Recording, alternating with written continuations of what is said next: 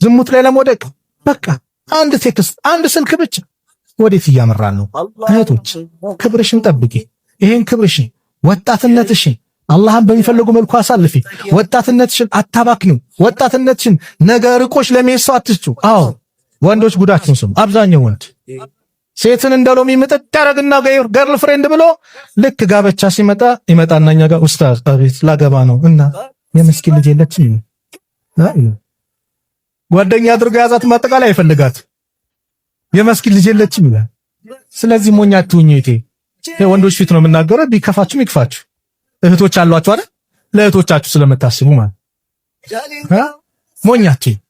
አንቺነትሽን አንቺን በክብር ሽማግሌ ልኮ ለሚጠይቅሽ ብቻ ዝግጁ። ሽማግሌ ልኮ ማለት በክብር ቤተሰብሽን አስፈቅዶ ኒካህ ታስሮ ህጋዊ ሚስት የሚያደርግሽ ብቻ ነው በር ልከፍችን። ለሌላው ኖ ቀይ መስመር ነው አይሆንም በይ።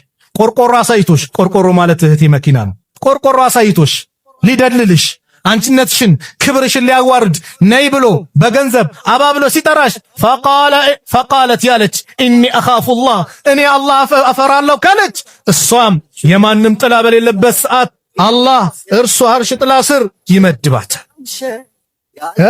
እርሱ አርሽ ጥላ ስር ይመድባታል። ስለዚህም አምስተኛው እስቲ ስንት ጥሪ አለ ዛሬማ አላህ ይዘን።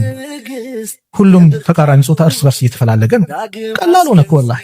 በፊት ላይ ትንሽ እንደው ከዲን ወጡ የተባለው ተቃቅፎ ምን ብለው እዚች ጋር ጉንጭ መስ ይሳሳማል። ከዛ በኋላ በቃ ሰው እንዳያይን ፍራቻ ነው። ምናልባት ግብዣ ካደረገ ጁስ ቤት ይገባበዛል። ይሄም ሐራም እኮ ነው። ግን በዚህ ነበር